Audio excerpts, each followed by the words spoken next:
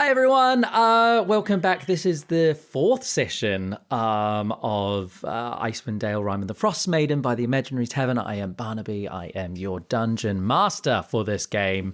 And here are our lovely players. Who do we have? Hello, my name is Mark. I play Pignut Fiddlehead. Hiya, I'm Sarah. I play Baskia Kiryndur. Hello, I'm Bing and I play Topiary Erda. Excellent.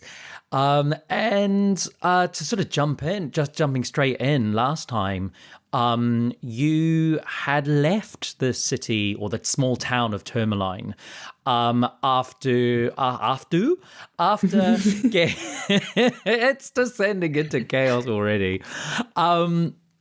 After discovering why the mine had closed, you brought the kobolds back into the town of Tourmaline, stored them in the fishery, where you soon discovered that the lead kobold, Drix, was inhabited by a ghost who was hunting for the pages and the documents of an old book, which happened to be the same book that Baskia is learning to be a monk from, and is currently have all the jumbled notes and everything all in a bag, and at some point we'll start stitching those together. However, the ghost escaped to do who knows what.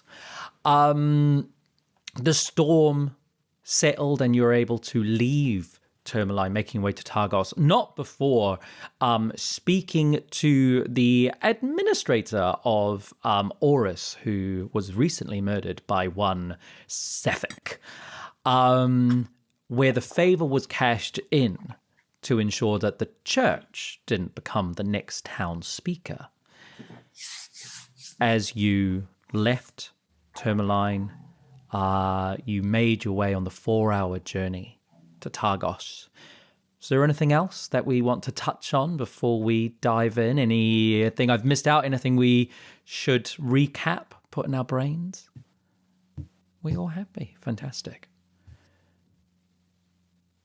So the journey to Targos is pretty uneventful. It's cold, as you're used to. The wind whips through here just as it does through Tourmaline, as you make your way along the icy, snowy road to Targos. The first thing you see coming out of the haze is the tall wooden walls that surround Targos. As you find yourself passing through them, the whipping wind ceases to exist. And you stand in the streets of a busy Targos. Now, where Tourmaline was a bit of a jack of all trades, with the woods nearby they had hunters, with the being on the lake they had fishers, with the mine they had miners.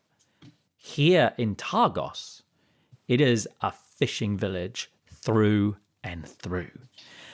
And as you wander through the streets, you can see the slick, if tired, machinery of this village. Machinery in the sense of people, of the way that they work.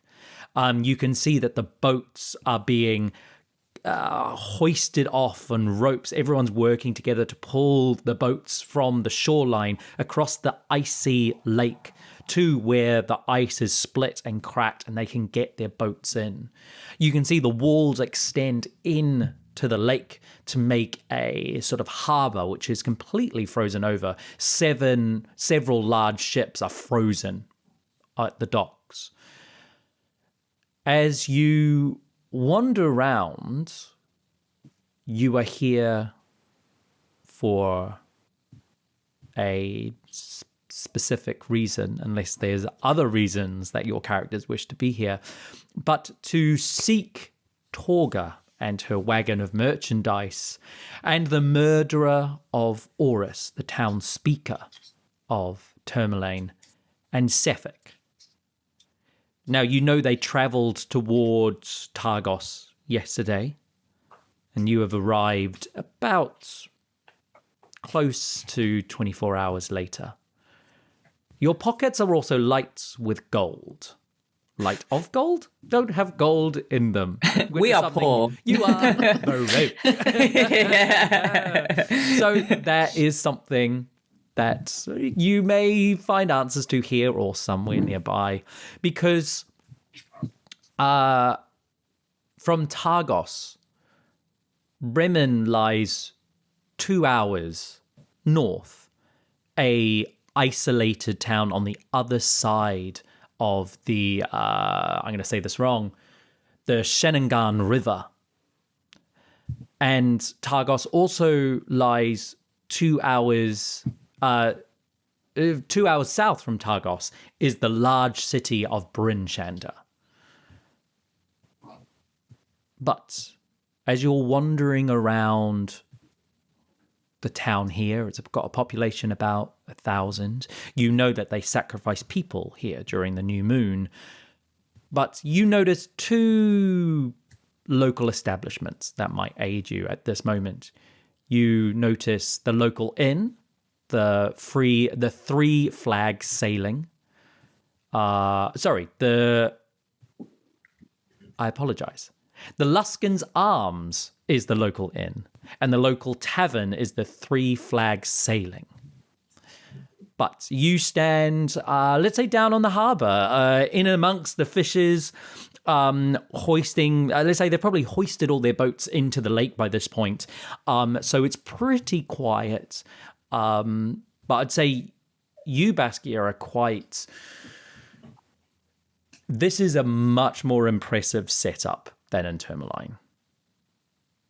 So, what are you doing? Jeez, I probably could have made more money fishing here than I was making in Tourmaline. This is an impressive setup. Oof. It's worth saying to you guys as well that on the journey, I haven't been cold at all. And we talk about the fact that it's because I have this necklace that Marta gave me, and I just haven't been feeling the cold at all since I've been wearing it. Just as an FYI, just as a heads up. I mean, a tavern always seems like a good place to start, no? To try and find out who's seen what. Has anyone ever been here before? No. I'd say you've probably all travelled through here before. Yes, I have. Yes, I've travelled here before. I know it well. Just But I passed quickly full of sinners. But like you've probably taken no sort of note of it, especially because you've all been residents of Tourmaline for so long. But at some point you've probably travelled through here or travelled to and back to get supplies or something. But you've never really taken in the sights, let's say. So you know that it's a large town. It's about 1,000 people. Heavily invested in their fishing. They're probably the biggest fisher town in 10 towns. And their town speaker was elected about 2 years ago. Yeah, I mean, we just need to start asking around. Yeah. Well, I'm happy to go to the tavern. I think Pignut would have said maybe on the journey that he feels like he's accepted in. Oh my god, where did we just come from? Tourmaline. Tourmaline. I think I Tourmaline. Apologies. But he's very aware of his that he's unusual, and he can sometimes make people feel uneasy because of the fact he doesn't blink. He's quite a creepy looking Harangon. So he'll I think he'll just when he comes when they enter the town, I think he'll probably try and like hide or like stick to shadows and just try not to make other people feel uncomfortable around him. At least, just for a bit. But there's no shame in that. I don't think he's just like he's doing it for them. Roll me a deception or a stealth check. Definitely not deception.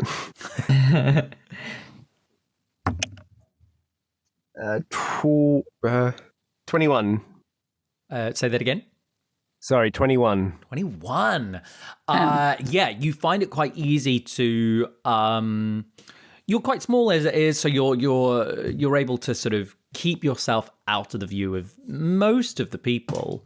In fact, all of the people. No one seems to really pay you too much mind, and you're very used to doing this. You've over the last couple of years, you have hidden your. You've able to fade into the background quite easily. How does he walk? Like, what does he look like when he walks? He waddles like because he's lost the ability to like bounce like like bounce high and stuff. So like he's a bit stiff of legs. So it's just like a So much. like a little waddle, and he's quite he's quite like he's just and he's still fluffy, and yeah. Waddling behind you. I too would like to try and make myself inconspicuous. Okay. You can roll me a stealth or a deception. Baskia's just going to be front and center the whole campaign. Okay, I'm going for deception. Okay. 12. 12. You. What just explain to me how you look to sort of onlookers. What do people see when they look at you when you're walking through the streets? They see a waddling, hunched, swathed in a black cloak. Probably they'll think some old crone. With another waddling child in front, which is you. Yeah. So as you're sort of hunched and moving through the streets, you said you're going to make your way to the tavern, yeah? Yeah, I like to think that Baskia's probably, gone at her usual gait and then turned around and been like, oh, sorry. Yeah, and as you turn around, you see this plump, long grey-haired woman. She's on the shorter side, and she's standing next to Topiary, and it's just like, how does she sound? Oh my dear, oh you must be freezing out here. Come inside. Why don't you just put your aging bones next to the fire. We're going to keep you warm, okay? You shouldn't be out here at this time. You please come with me. And she puts this arm around your shoulder. Come with me. Yeah, I'm not moving with her. Yeah. Good luck moving me. Yeah. she goes to move you and can't. She stands up and goes, you know what, my dear, in your own time, you come with me. Look, my tavern is just there. There is a seat next to the fire for you. No, well, I'm going to wobble along with you. We're going there anyway, right? There you go. Thank you for your kindness. My dear, you are very, very kind. Welcome. So welcome. Come on in. Warm my old bones. If only I had some kind of beverage. Grease my old bones as well, but I'm so short of cash. We can sort you a glass of warm honey mead, put you down by the fire. We will look after you. Come with me. How very kind. She ushers you. I'm so very thirsty. I'm so very poor. She ushers you into the Three Flags Sailing. Is that what it's called? Yeah, Three Flags Sailing Tavern. Do any of us have any money? I think I've got. Oh no, I don't have anything. I had 5 gold, but I gave it all to Marta for the travel. I gave everything I had to her. Okay, I have nothing. Yeah. I've got 10 gold. What? You're basically a millionaire compared to us. Am I? Excellent. It's all copper. How the hell have I got it? Yeah, it's definitely all copper. And it's taken me my whole life to learn. Yeah. So you get ushered. As you get ushered in, she looks down and sees you, Pignut, and says, "And now who is?" She sort of catches her breath and goes, "Who is this? Aren't you Adorable. Insight check. Yeah, brilliant. 17. 17. Wow. You were very insightful. She is startled and shocked, but she has this warmth of hospitality and acceptance of who she meets. And you get the sense of until you wrong her, she has no reason to think ill of you. Okay. I'm then going to grin, and then my two sort of jaggedy buck teeth will be on show. And then he'll say, hi, I'm Pignut. What's your name? Well, the locals, they just call me Ma. So why don't you come in and we'll sit you down on the fire as well. Next to, not on. All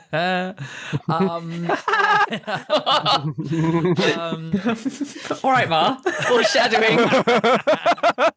I love a snow hair. No, let's go, next to the fire with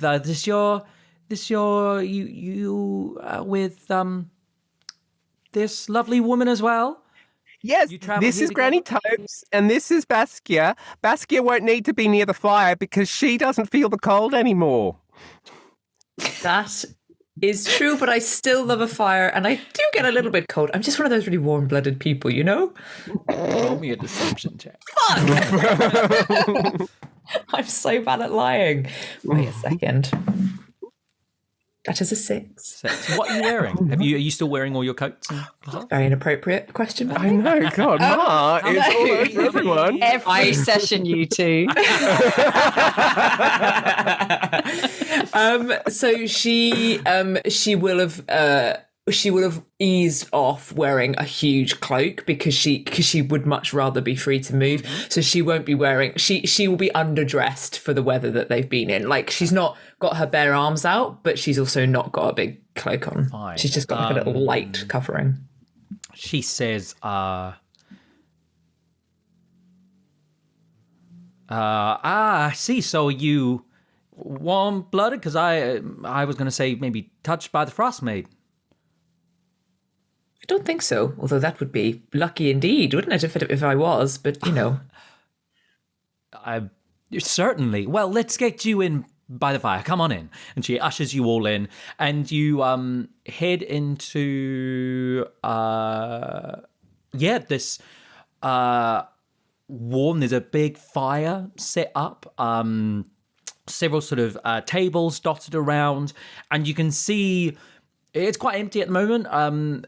She explains that she serves most of the fishes come through here on their way after work, so it's quite quiet at the moment. But the people who are there are sallow, heads down, looking a little bit glum, sort of faces in their mead. And as she sort of sets you down by the fire, she just round on the house, she puts mead down in front of you all, puts a smaller mug in front of you, Pignut, as she then heads over to the other fishers and sort of puts an arm around one, goes, you all right there? Do you need anything? And she just starts to fuss over the fishers who are in there at the moment. Can I also roll an insight check? Because I feel like this behaviour will be like, it will just feel weird to Baskia in terms of like, does she meet, like, is she genuinely this caring, or is she? Yeah, roll. What's her angle? Cool. This one. I made. Oh, I've got advantage. Wait, thank God. I mean, it wasn't much better, but it was a 4 and a 10, so I will take the 10, and it will be a 14. 14. With a 14, as you sit round the fire drinking your mead, you see Ma. She's a very hospitable woman, and you see there's a sense of overdoing it, but not as extent because she's trying to make herself look better, but because these people are so glum and so down that she is trying to bring them up. You don't sense there's sort of any malice or any sort of anything behind it. It's just... She's a nice lady. Yeah. Cool. She's almost treating them like they're kids sometimes as well. It's gone that far where she's like, oh, come on, buck her up. You gotta chin up high. Come on, sip that mead, put a smile on that face, stuff like that. And she pops around from table to table. Okay. I guess, are we kind of like, is it quiet in the pub? Like, there's only about 3 or 4 other people dotted around. Okay. So I guess we'll try and like talk not super loudly or anything, like just, crackle of the fire and all that. Does anyone know anyone here? I'm just trying to think. I've never done this before. Do we start asking around? Like, is he, I don't know. Can we observe the crowd? In what sense? What are you trying to? Just who's here? Anyone look interesting? Yeah. As you look around, they're all obvious fishes. They're all older, sort of dwarves, older, not very sort of elderly dwarf. A human who's very sort of hunched over. There is a female halfling, grey, wispy hair, some of it falling out. You get the sense that they have done like a morning session, and then that's kind of, they're at that stage where like that's all they can manage. So they've done what they can for the town in their age, and now they're having some food and having some meat before probably going home, or maybe recouping and going out for a second go. There's 2 things I want to do. First, I want to whisper to my staff. Oh, you're very, very, very tough, and you crack many heads if you wanted to. You could do anything that you dream of. And I will cast Blessing of the Forge on it so that it's got a +1 to attack and damage rolls. Fantastic. And I want to look at this halfling with the hair falling out. Do they look sick? Like, is that why their hair's... Roll a medicine check, I suppose. Can I just take a moment to be like, I could have been a doctor if I wanted to. I'm really good at this. Just to cast guidance on myself. Yeah. Ooh. 24. She is seems to be in good health. A little bit malnourished. You get the sense of that. I mean, you've even felt that within Tourmaline, the times that or the people that who have come to you, because 2 years into this everlasting rime, food is getting harder and harder by the month to acquire. People's meals are getting smaller and smaller. People are often turning to drink. So yeah, the just general health of the population of Tin Towns is going downhill. So yeah, a little bit, and doesn't look like an illness, just a bit of being a bit malnourished, being cold all the time, and getting old. Okay. Maybe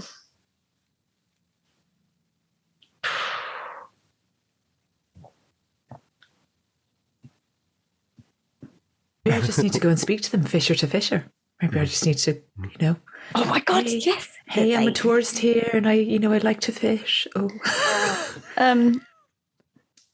I've been fishing too. Should I come as well?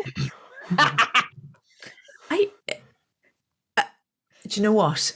We'll deploy you second round, shall we? I don't know. Second round. Okay. Have we explained? I don't know if we know because of session 0, but have we kind of talked about how Pignut fished? Oh yeah, probably not. So, yeah, background. So Pignut, back in Tourmaline, got a job as a fisherman, but got promptly let go, and Baskia took over his position because his idea of fishing was to go into the lake, submerge himself completely because he doesn't need to breathe, and just try and catch them with his bare hands. So he was just there trying to just catch them, and he wasn't very successful. And obviously the person, I've forgotten his name at the fishery, the boss, Phil. Phil. He's Phil now. It's Phil. No, we went to his house. Like Victor. Yeah, and promptly let go because he's got no experience fishing. Yeah, so that's but he still considers himself a fisher. You know, just with a unique technique. So yeah, I'm more than happy to go and chat fish. Do you know what? Why don't we could all just go. Why don't we just all go? Should we all go? Pignut. Hello? Can I ask a little favour? God, I'm going Australian again. It's too difficult to do. Pignut, can you give me a selection of some vegetables I'd like to make a poke. Oh my goodness, yes, of course. And then he's going to like dump the clean vegetables that haven't got the mold onto the Anything table. high in vitamin C? Am I high in vitamin C? I've got a lime. I've got... I'll give you a lime. I'll just take the lime. Oh, and then Just the lime.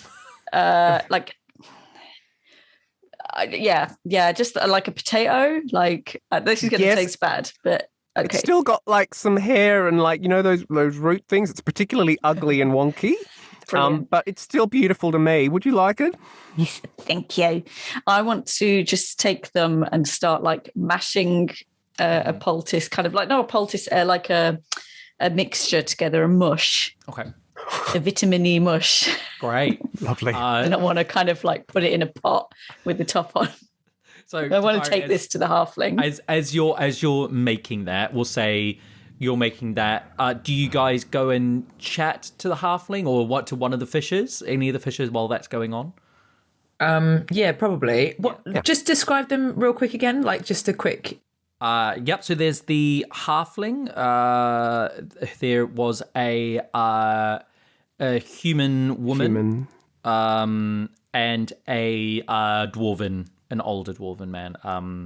So the dwarven guy had a sort of long, sort of white, sort of bushy beard, very stocky. He's lost all the hair on his head, sort of a few sort of tattoos and piercings on his face. And the human woman, sort of cropped hair, with sort of quite sunken eyes, very, very wrinkled face, but from years of probably of emoting. Of emoting. I love that. Yeah, Pignut, let's go. Who do you want to speak to first? Oh, I don't mind. They all look lovely. Shall we roll for it? What is this rolling you speak of?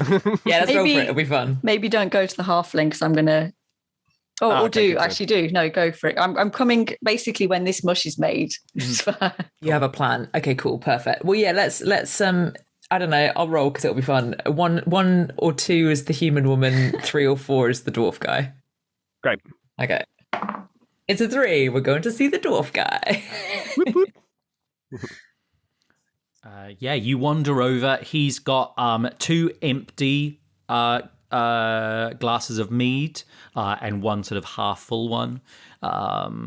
He's sitting there. He's he's got like some sort of game. It's like a little board with lots of little pebbles and things, and he's sort of just moving them around on the board. And he's sort of sitting there taking a sip, moving one of these pieces. Hey friend, how are you? I hear you're one of the fishers here. Yeah, who do you hear that from? Oh, I think we just picked it up from the general gist of the vibe in here. You look at me and you're like, you're a fisherman. Well, I'm a fisher. Yeah. That's the thing. And the smell. Sort of looks at you and he goes, yeah, I get that same smell from you too. You know, we just all fishers together.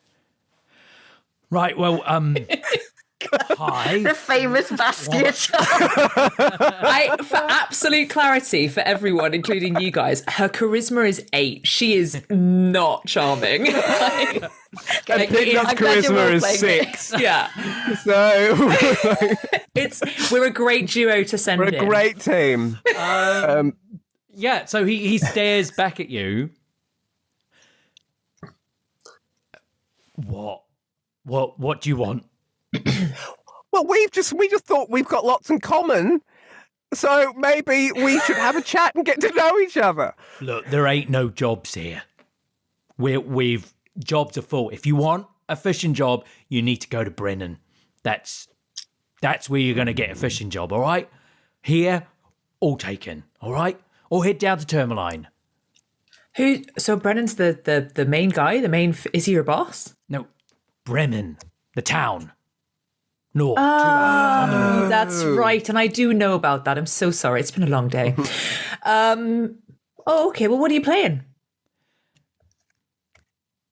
It's stones on lines. Just move the stones around, you make shapes, you win points. This sounds I amazing. love it. I love a game. Before we play, would you like some nourishment? And I'll give him a lettuce leaf. He looks at it. Doesn't even know what a lettuce leaf is. It's going to be one of the good berry ones, so it'll be really good. He looks at it, he goes, I don't mean to be rude, but I don't often eat random strange bits of greenery given to me by strangers. So thanks, but no thanks. And this game's a solo game. Oh, can we make it a two-player game? I bet we probably could. Yeah, let's give it a go. I need persuasion checks. Great. Both roll. Thanks. The 9. Yeah, not too bad. 13. 13. Oh, wait. Yeah. He goes, sit down, one game, and then go. All right? Sure thing. But what if we do like best out of 3? We'll figure it out. We'll figure it out. Not best out of 3. You know, competition. Okay, This is fine. this is like a solitaire sort of affair. Shall we make it interesting? And I'll put a copper onto the table. Pignut, would you front me a copper? I don't have any money. I'll give Baskia a copper. Of course. So, Are you going to try and make up a game right now, bud? yeah, well, I started going, it's stones and lines.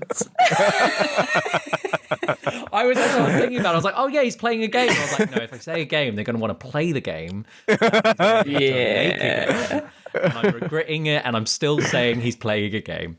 Like drafts. So, yeah, but on lines. Pardon? Could be like drafts, but on lines. Yeah, it's line drafts. As he sits down and he sort of puts down, I was like, well, I suppose we could all take turns, and whoever completes the gets their most stones over to the other side will win. And Great. take your 2 copper. Well, are you gonna? No. You got to put your own copper in. Otherwise, that doesn't work. Got a copper? Well, no, think of it as payment for joining me to play the game. Wow, this must be. I'm expecting this to be like really good entertainment. It's a one of a kind game because I made it up myself. You'll find it nowhere else, and it whittles away the nice afternoons here. You're a canny man, and I respect that.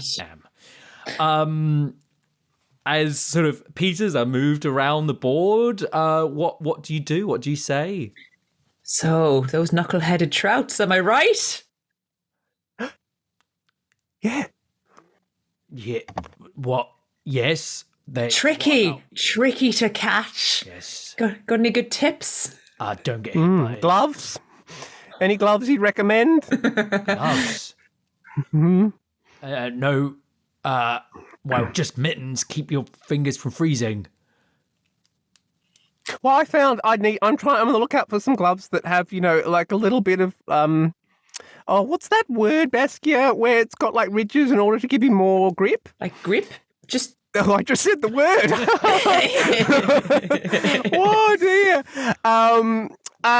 In order to, otherwise they just slip out of your hands, don't they? What are you, river fishing? Yeah, Like I suppose. a Yeah, bear? deep water river fishing. Oh my God! Have you ever seen a knuckle-headed trout with like yellow scales and like red eyes? There have been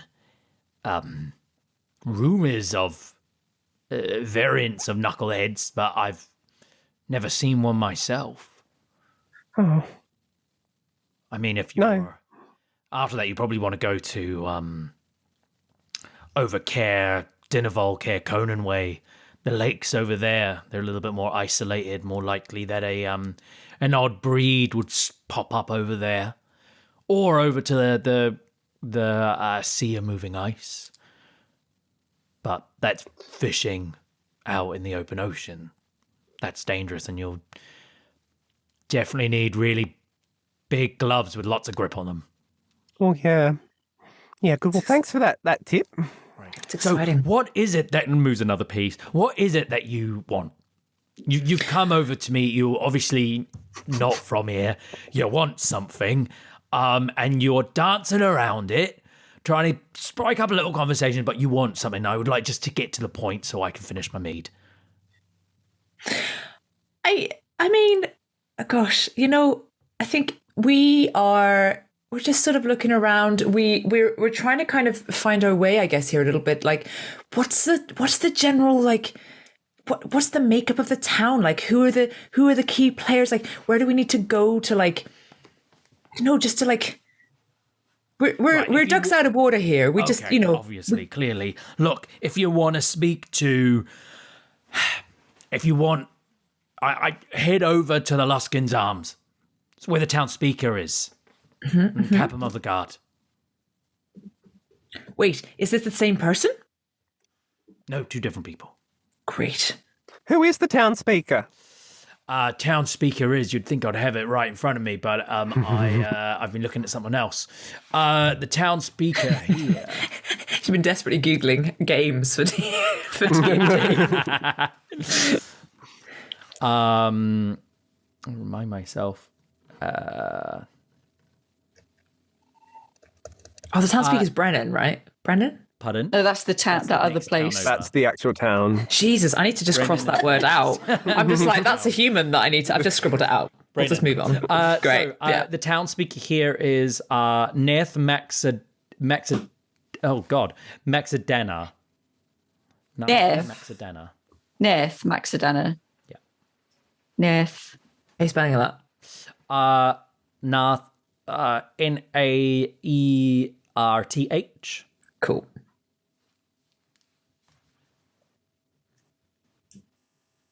And his captain is called Owen. Oh, so much easier to spell. Owen.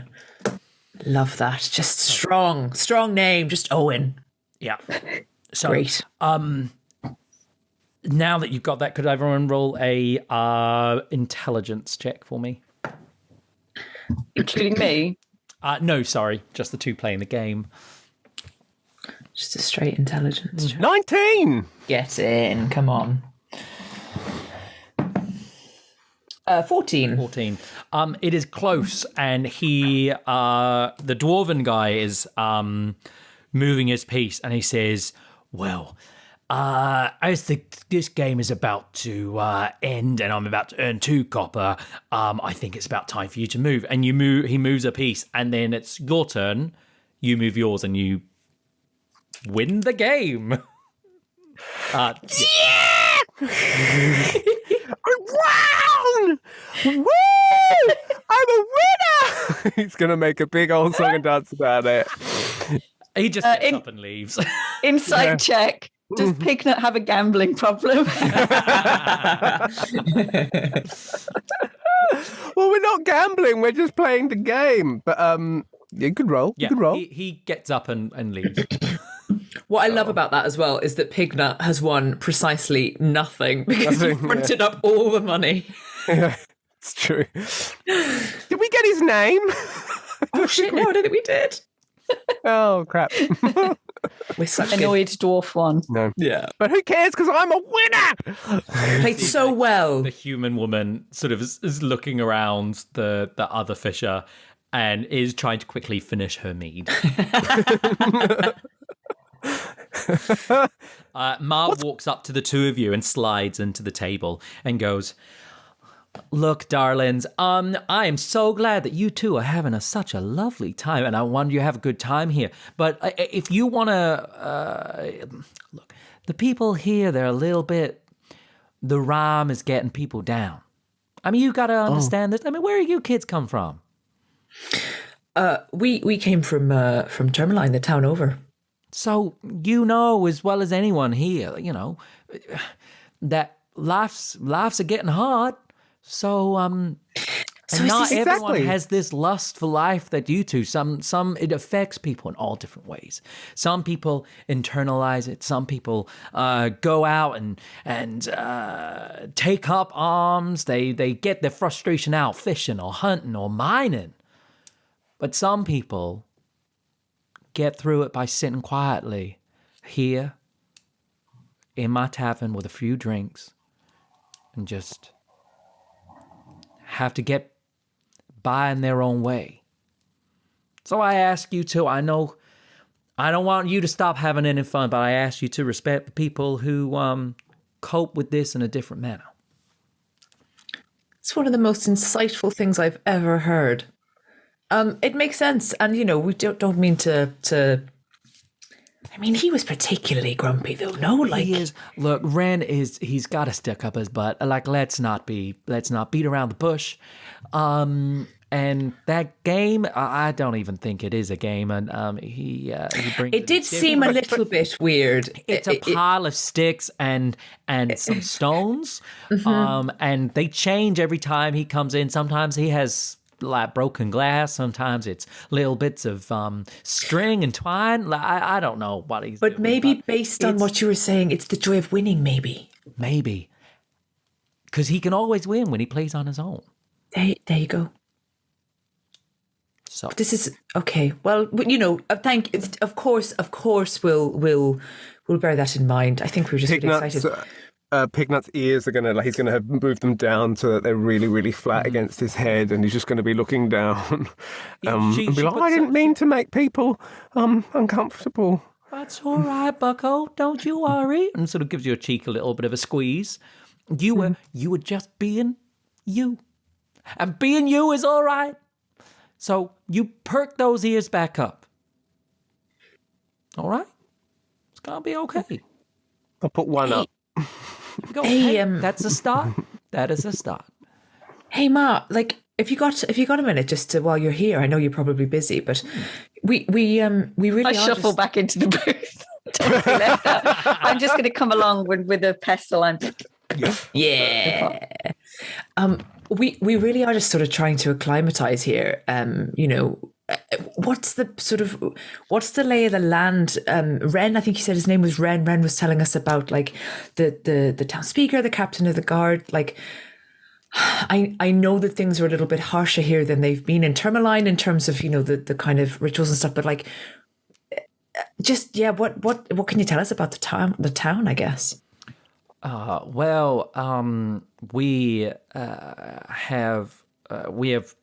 We export most of our fish to the rest of 10 towns. Most of the towns come to us for fish to at least bolster their supplies. I mean, that's the main reason we're in business. We, despite the freezing of the lake, we make our way across it into where it's not frozen. The workers here work incredibly hard to keep everything afloat. So we're doing all right despite the harsh weather, but over the last few months, it's getting people down, and especially with the sacrifices that are going on. But we are very independent. We are very self-fulfilling, self-motivating. We look after ourselves, our own, and we do our best to appease the Frostmaiden, Oriel, and hope that their rime will end, and we do what we can to end it. But you're asking for the lay of the land here. Can I ask why you why are you after the lay of the land? What do you want? I think I just, is there anyone, has it been, because, we were here, we're trying to have a little bit of fun, right? Maybe that's our way of coping, but is there anyone that's been making it harder? Like, it just feels like it's getting harder and that people are moving things around and things are changing. And I don't know, is it the same here? Look, if you're looking for hardship, I'd maybe head over to Bremen. The small, little, isolated town. That person, the guy? Brennan the guy? No. I know. It gets very confusing. Bremen was named after a guy called Brennan, and Brennan is a bit of a... the town. Yes, Bremen. Got it. I got it. It's in there. Okay, good. So, Bremen, they... all sorts are... they're isolated... beyond the path, the road has completely disappeared. You have to cross the frozen river to get there. It's a small town of only 100 people, if that. A place where people really go and disappear. But I have heard a few things. There's been rumors going around that they have been besieged by some sort of sea monster, by some sort of creature in the lake in the river, that is stopping them from fishing. Well, we've had a few fishermen frustrated by their inability to fish there come here and try and get jobs, of which, unfortunately, there are none. And tell me, Ma, who... Who demands the sacrifice of sentient beings here, which, let me guess, has not caused the end of the rhyme yet? Who demands such cruelty? Well, it was instigated by the Church of Oriel here, but supported by our town speaker, by Nath, and look, I appreciate that it is a very unhospitable way, but there are many of us here, and although that is not reason for itself, we all willingly put our name in the ballot every 2 weeks. And although that we pray to the gods that it will not be us who will be drawn out, we do hope that if it is our name, that we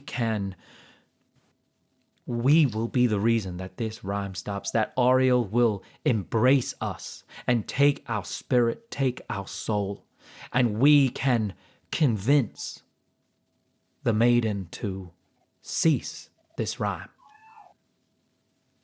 This heresy is not the wishes of Oriel.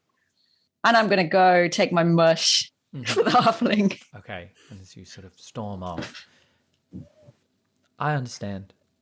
People are often shocked when they come here and hear how we appease the rhyme, but it's been 2 long years.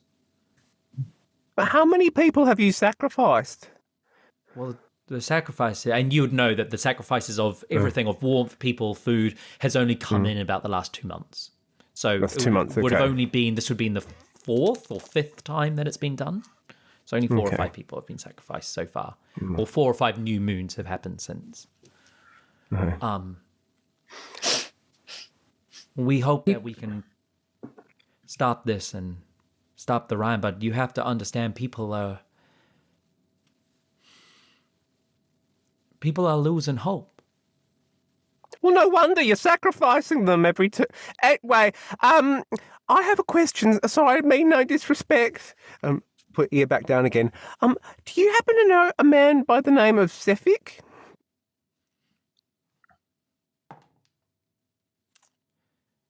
Cephik? No, that name doesn't ring a bell at all. Sorry, What about friend or there's like a cart with the name Targos? No, that's the name of the town. Torgers? Torgers merchandise? Yeah, they were here a couple of days ago. Before Are they heading still off here? to Tourmaline. Oh, no, they were just there. We think they came back this way. Have you seen them? Oh,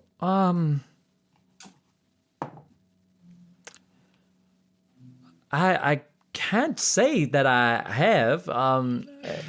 If they've come back this way, I mean, they didn't stay anywhere. Not with me. They may have stayed at the Luskan Arms, but I feel they usually set up shop if they're traveling through, unless they're going to another, like Bremen, to set up shop there, or heading to Bryn Shander to stock up on supplies.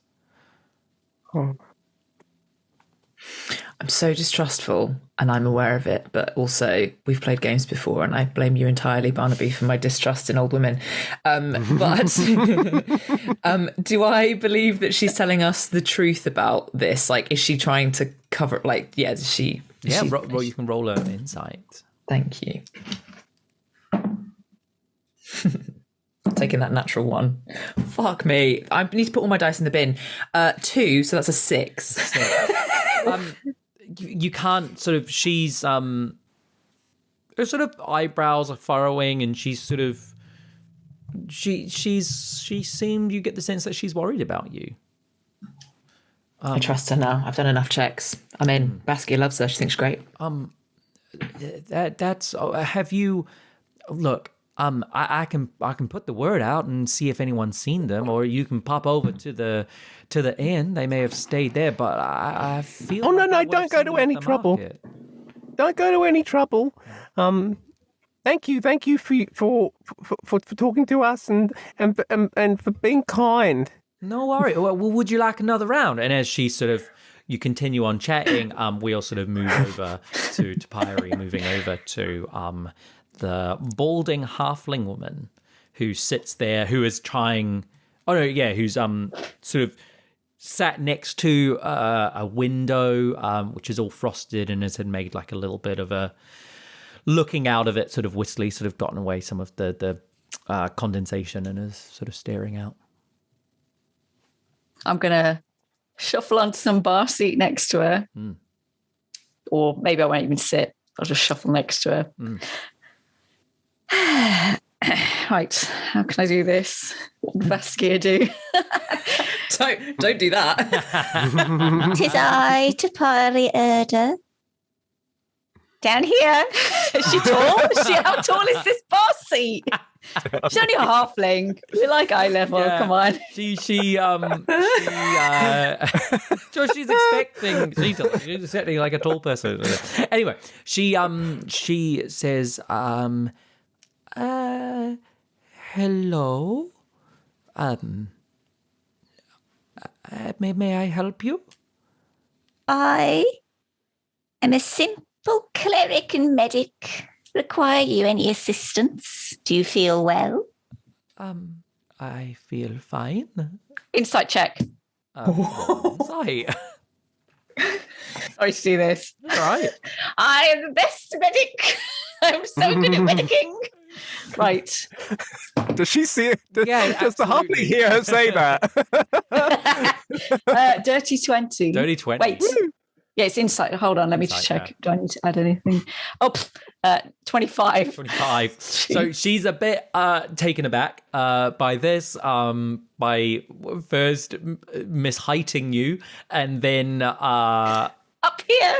being offered clerical services and asking if she's unwell. She, you can see, when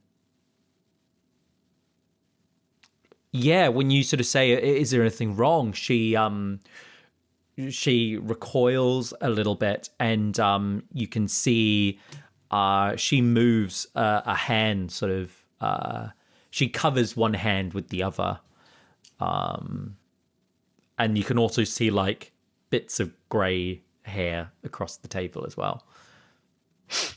Do I see what was it with her hand? No, just that she's hiding it.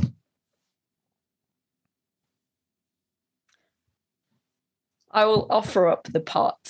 Here is a mixture. I can't get the voice right sometimes today. Right. Um, Can I? It is rich in vitamins that will do you good and help perhaps with your malnourishment, I would recommend that you melt some ice or snow in a pint and make sure it's clean, and you drink it once a day and take this concoction. All right. I do not know. You're a cleric, you said? A healer? Kuningwan, they call me. Thank you. What will it do? Why are you doing this? Who are you? Obviously the cunning woman, but why are you? Why? I would offer up my help to all who would seek it or need it, and you appeared a little bit unwell. Well, just getting old. Can I do not have much money. Can I offer you? Do you require a bed for the evening? Do you want a? I have a little bit of fish from this morning's catch. I have a few. I have a silver piece. Now, keep your money. Perhaps you could offer me information of equal value. What is it that I am very skilled fisherwoman. Perhaps I could show you how to tie good lines to catch knucklehead trout. My friends here are experienced fishers. Do you have any? Now, not that I'm not a gossip as such. Perhaps you know of other jobs, people we could help. I ask you to offer only what you can afford.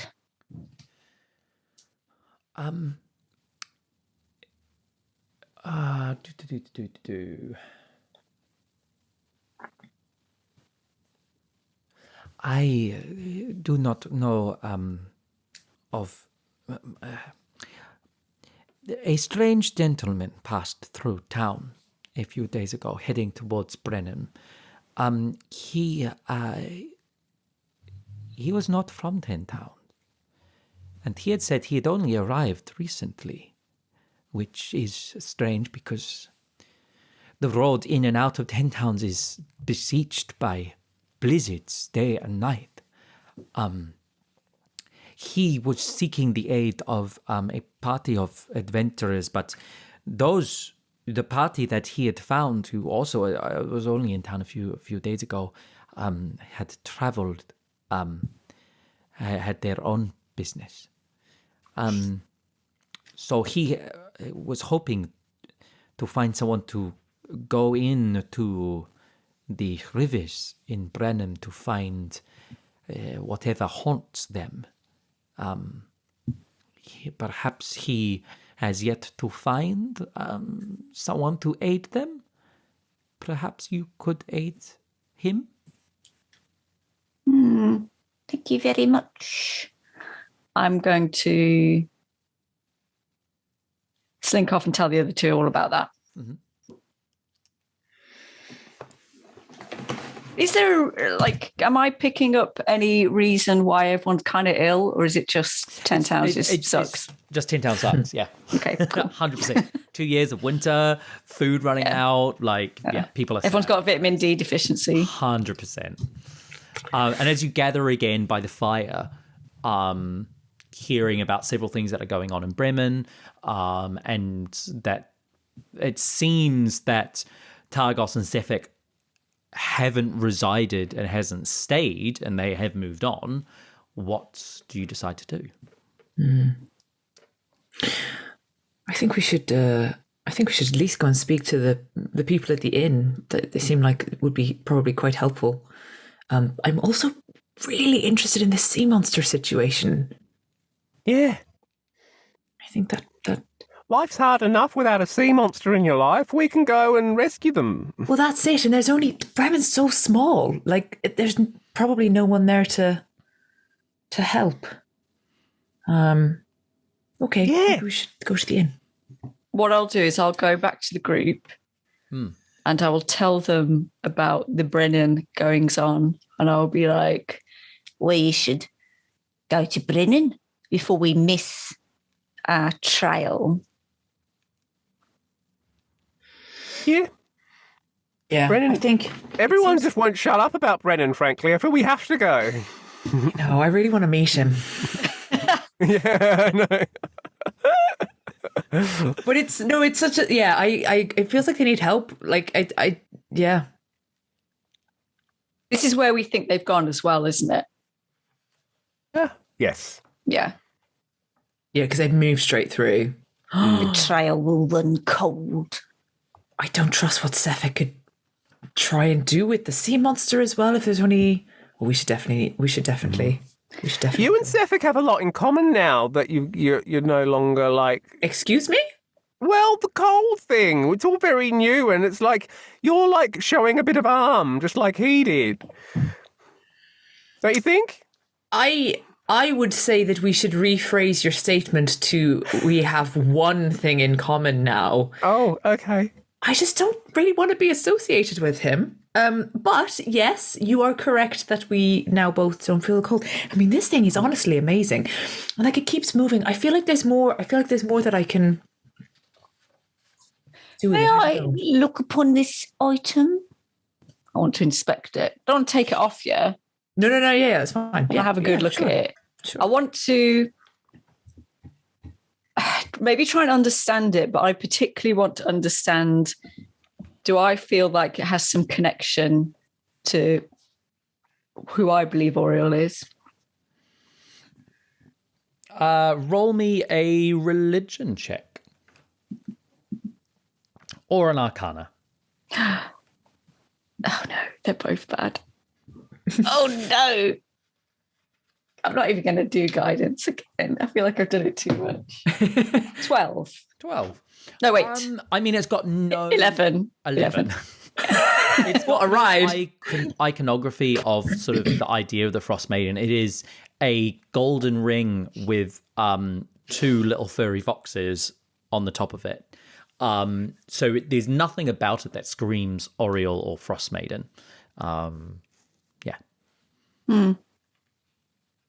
Interesting. I don't recognise the foxes like as an icon of There anything. seems to be snow hares, but that's about it. Oh, okay. All right. Yeah. A cursed item. Evil to the core. This is not of Oriole, I believe. But, I don't necessarily think that just because it's not Oriole that it's cursed either, though. I think we should probably it was a gift.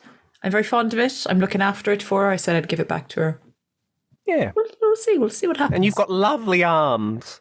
I appreciate that, and I am trying to work out a little bit more. I mean, the book has been so helpful now that I've got all the information. Like, I can't even tell you.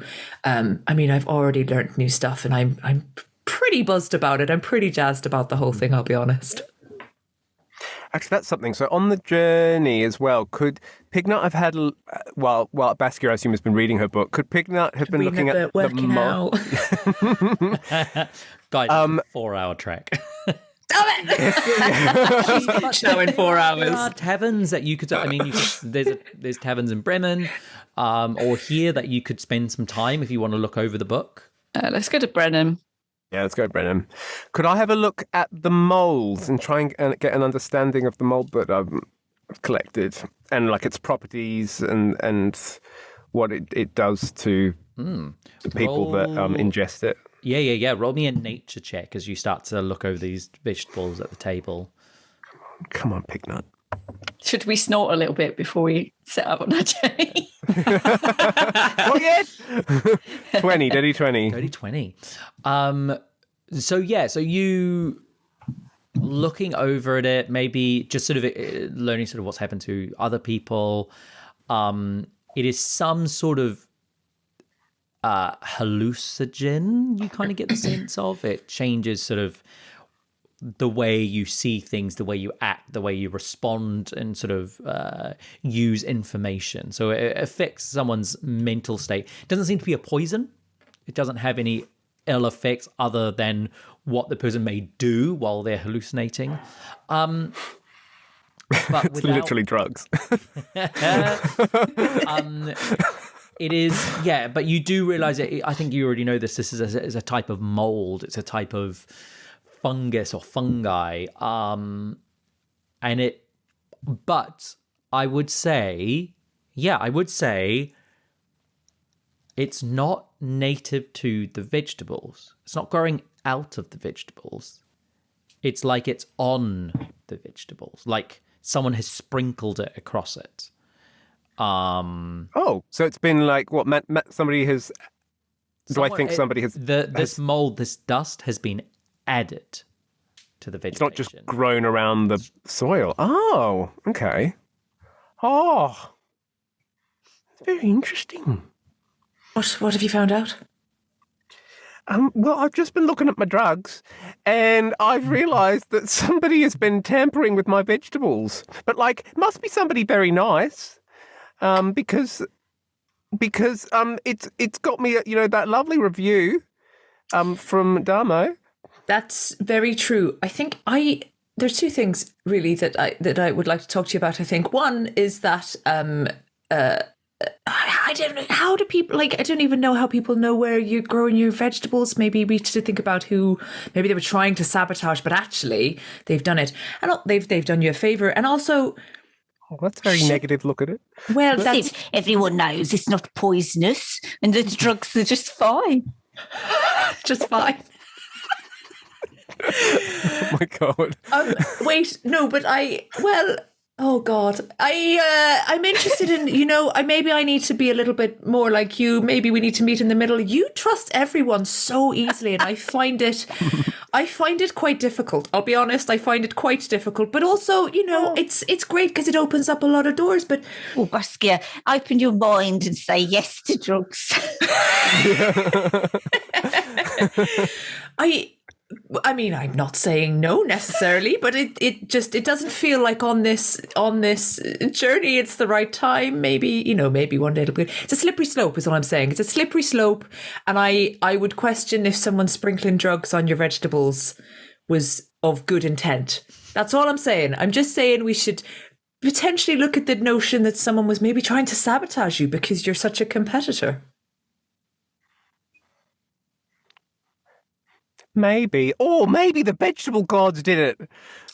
That is also a possibility. Absolutely. And we as you guys start to head out of Targos and make your way north out of the walled city, instantly that wind whips through again once you leave the shelter of Targos. As you start to head north across the tundra, there is no path here, but it's not a long journey. You can almost make out where the edge of the river would be.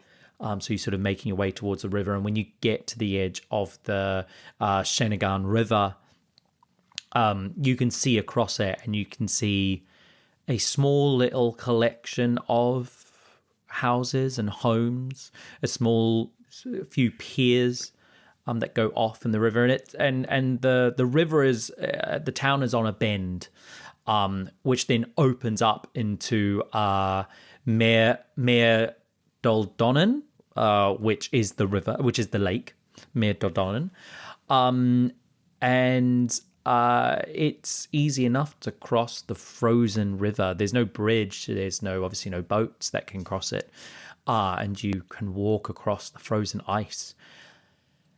And the town is small. There's not many people around. It's probably got a community of about 100, maybe 150 people. And as you are walking through,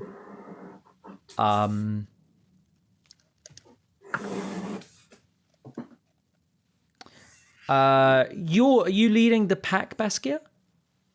Can I Topiary lead? is leading the pack. Yeah.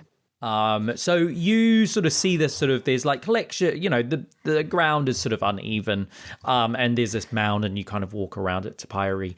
But Baskia, as you walk this like sort of small little snow mounds, you go and you to step over it or on it or through it, and your foot clangs against something within the snow. Not trapped, just hit something hard. Just hit something hard. What is that? Can I make the other two aware and then like kind of carefully start trying to look at what it is? Like pull the snow back. Yeah, and as you dig around it, you see sort of a metal shoulder piece of armor and a breastplate and sort of like a chain mail skirt. And then a face and a long beard, a red bushy beard flaked with grey, sort of wavy red hair, but with grey through it. As you see this body of this dwarven man buried in the snow. I'm assuming it's not the same dwarven man that we met in the pub. No. This is very different. Is he dead? Like for as reals? you sort of peer over and look at it, his eyes snap open. I was just having a rest. You think you can come here and disturb me as I sleep in my bed? How utterly inappropriate of you. And he sort of starts to pull himself up. You're in the middle of a lake, sir. I mean, are you sure? Are you lost?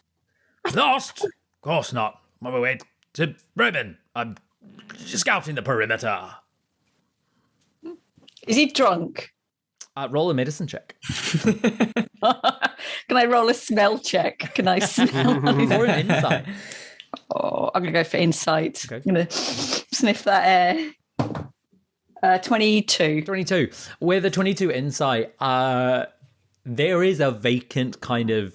his eyes are a little bit glassy as he sort of stands up and brushes and sort of looks and sort of tries to orientate himself. And he looks back at you and says, I do not know who you are. You have obviously traveled here from Targos. Welcome to Bremen. I am town speaker, Doppelgraf. Shale. Sorry? Doppelgraf. Double Graf. gruff. Shale Scar. Right. But you can call me Speaker Scalesha, if you please. Right. So is he drunk? You don't smell liquor. And when I look at his eyes, do they have any kind of like resemblance to when we've seen people high on moldy drugs?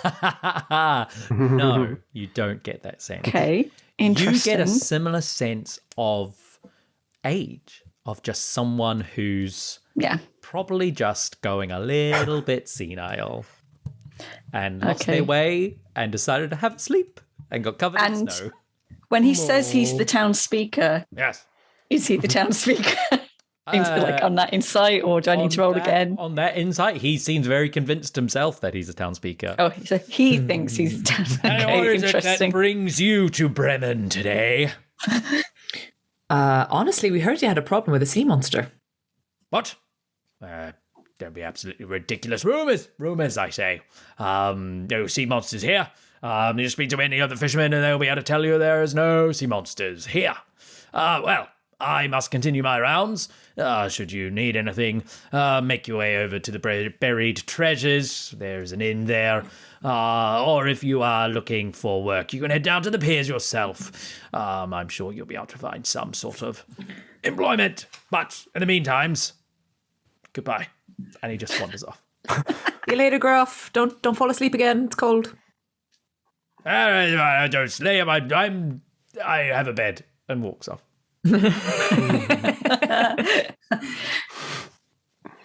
Interesting. Gosh, what a start. Should we carry on? Let us go and find the actual town speaker. Oh, was that not him? Don't know. He seemed strange. As liked you watch him. him, he's walking away from Bremen. He's like walking upriver. Oh dear. Maybe Sir. he's the sea monster. Sir, do you know that you're going the wrong way to the town? I know exactly where I'm going. Should Okay. we take him? No, I'm going to go get him. We can't leave some old senile guy like running around in the snow. Oh, kind sir, Topiary Erda, they call me. Some would say a cunning woman. Will you assist a traveller with a sense of poor direction and help us and lead us into Bremen, which is supposedly this way? I give him a little. As you sort of tug him and you go, well, they call me Speaker Shelska. I am the town speaker of Bremen. I know all of the ins and outs and things that are going on. If I can... Oh, how very, very kind you are. Do please assist us. We are so very lost. And as you try and like pull him around to head back towards Bremen, he sort of starts to move in the wrong direction again. And then as you he does sort of eventually and see sort of one of the buildings. He goes, this way. You require lodgings. I shall take you to the buried treasure. Yeah, let's take him. Yeah. Once I was, this is totally irrelevant. Once I was coming back from clubbing with my friend and we found like a CNL old lady out at like 2:00 in the morning. And we took her to the police station. You can't leave like CNL old people just like running around. In life, I 100% agree with you. In D&D, I'm like, You could just die somewhere. oh yeah, that's a horrible thought. You're a good egg. You've done well. You were at best neutral. Neutral egg. And as you sort of bring him you walk into the small town. It's sort of just one street with a couple of little side streets off it. But towards the center, you can see a small inn called the Buried Treasures. Sort of open the door and bring him in. And as you do, there is a slight human woman with brown shoulder-length hair, wide eyes, sort of pale lips, like it's sort of a pale pinkish color. She sees you as you're bringing in this town speaker into the tavern, and she goes, oh my god,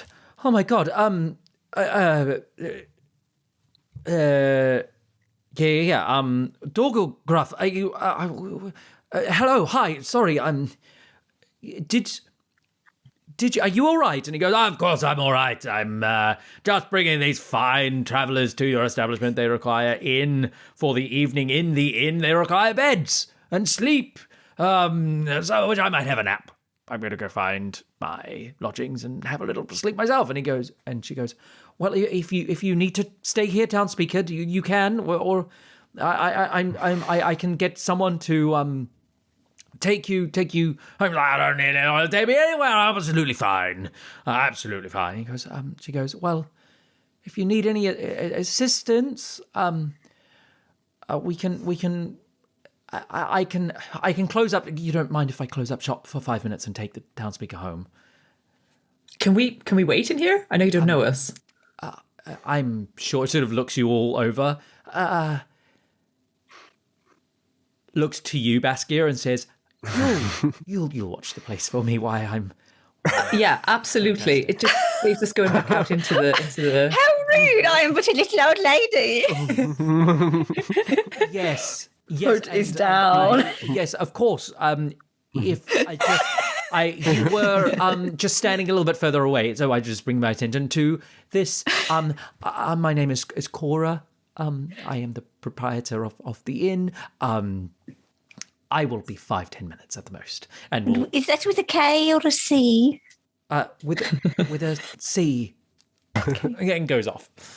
Right, great. I'm going to sit by the fire. Wait, can we pour ourselves a pint and sit by the fire? I mean, if you want to go behind the bar and get yourself... When she's left. Yeah, when she's left. Just like, yeah. Yeah, you pour yourself an ale. Yeah. Is it nice in here? She, I know it's a small inn. It's a small inn. This is like a little sort of... It's not... and like the bar is small. This is more to house sort of people who are staying rather than sort of punters coming in.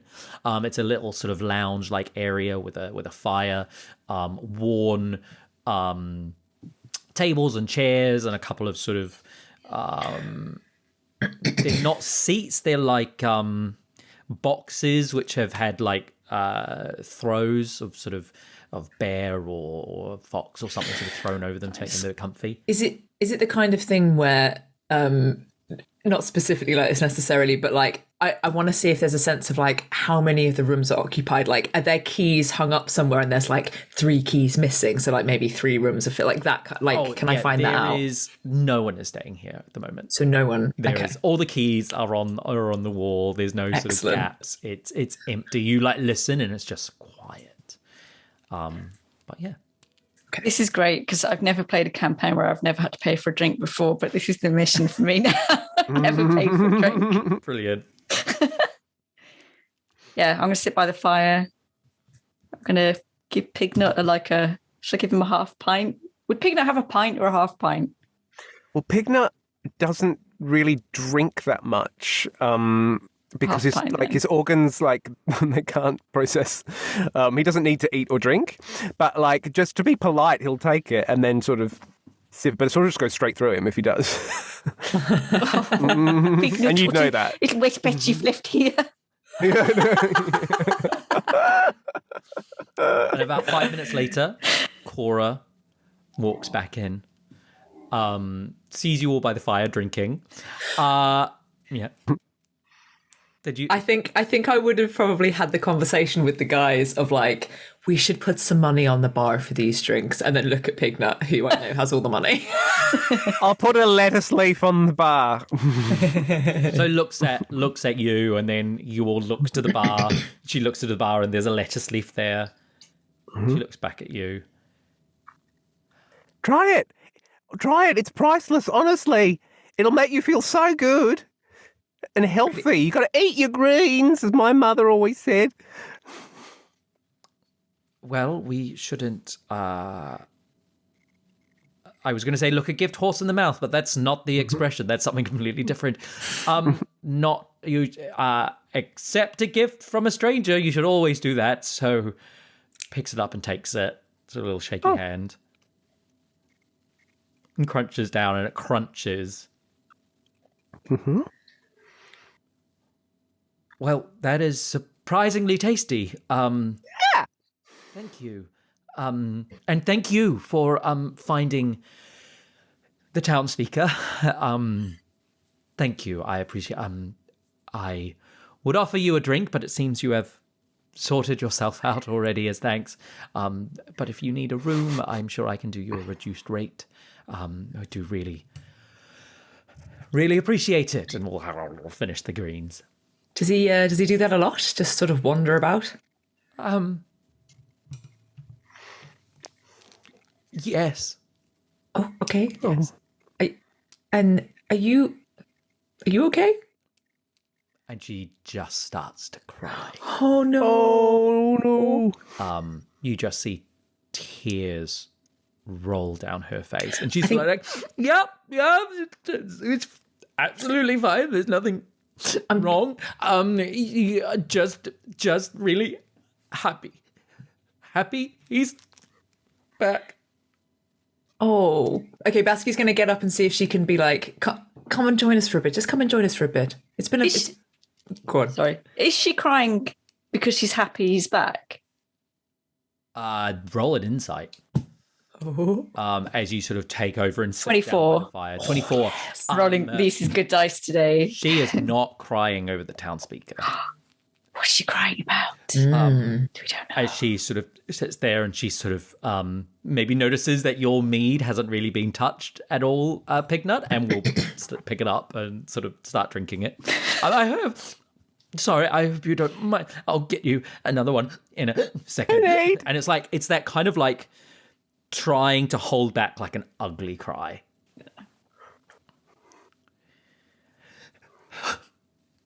I'm okay. I'm fine. I'm sorry. No one should have to witness. Here's your drink back. It's empty.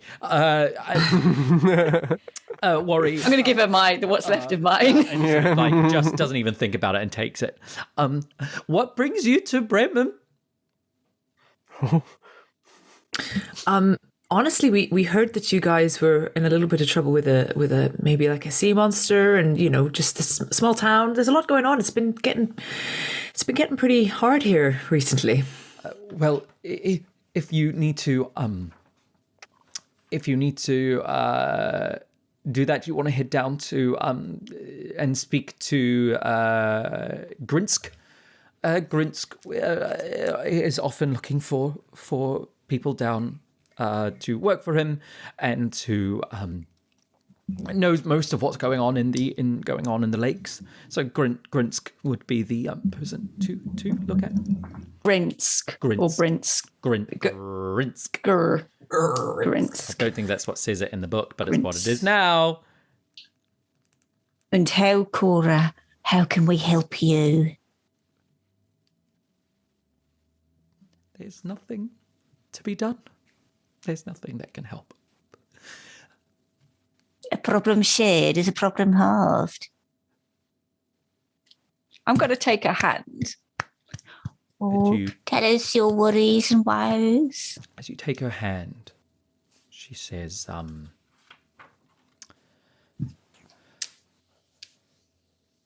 Speaker Shalescar, he is old and forgetful, and he has been town speaker for my entire life, and over the last few years he would go missing, and we would have to send people out to go and find him. And a few weeks ago, he disappeared. And my son was part of the search party and went out. And my son didn't return. But, thank the gods, I hope, a few days later he returned. Horth, that's my son. Horth, my son. Horth, he was in a state. He was frostbitten all over. His fingertips black, his arms, his legs. He was such a sweet boy, such a kind, loving boy, but that experience of being out in the snow for days alone hardened him, but not in the way that would... Not in the way of 10 towns, that you need to be hard against the elements, hard as in bitter and cruel and mean. He had I couldn't figure out what was wrong, and I thought if I did the thing that all mothers know that they shouldn't do but do anyway, I went into his room and I looked for some sort of reason to his change in temperament, and I found this piece of black ice, this shard, this crystal, black and jagged. And he was so angry with me. And a few days later, 2 tieflings arrived, clad in black armor and offered to take them away to some castle. And he said yes, willingly. And my horse went out with them into the snow, and I've not seen him since. This castle. There are Did they say? 2 castles that I know of in 10 towns. One in Caer Dineval and the other in Caer Konig. Do these tieflings sound all familiar to me?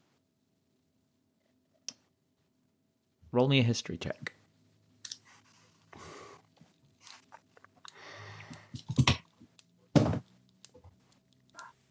Seven. No. You've not encountered this description of tieflings in black armor is not something that you have that you've come across before. And this black shard, that wouldn't be familiar. Like these black gems. If Pignut has shown you the black gem, and it is the same as the black crystalline gem that is scribbled in the book that Baskia has.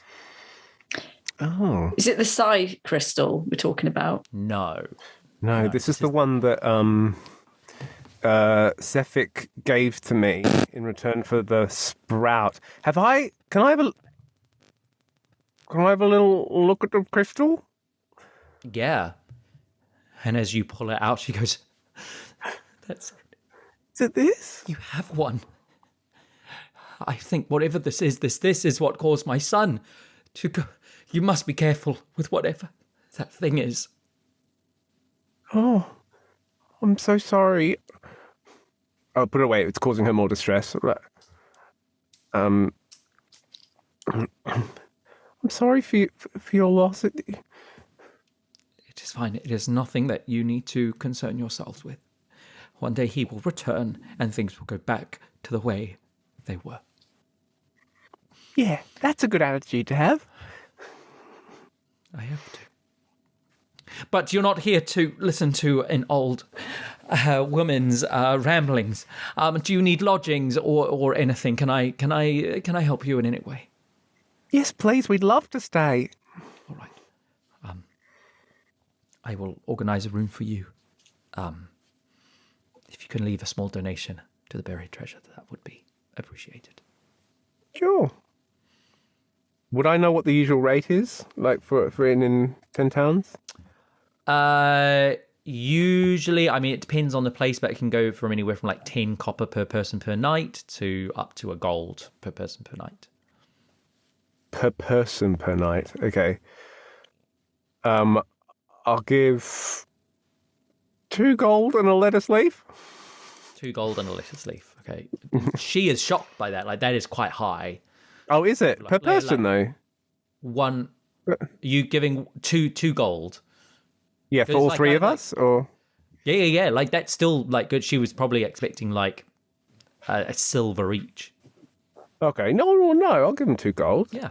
She goes, Especially if there is anything that I can help you with, please let me know.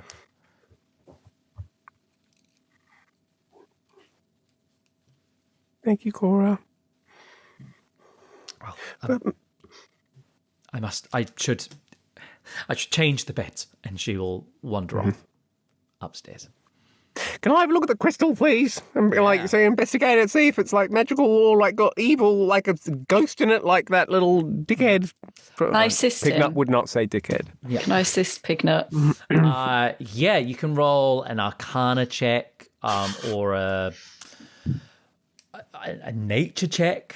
Nature would be lovely. So, does me assisting him, will that give him advantage? Mm-hmm. Yeah, cool. Oh, great. Oh, natural 20.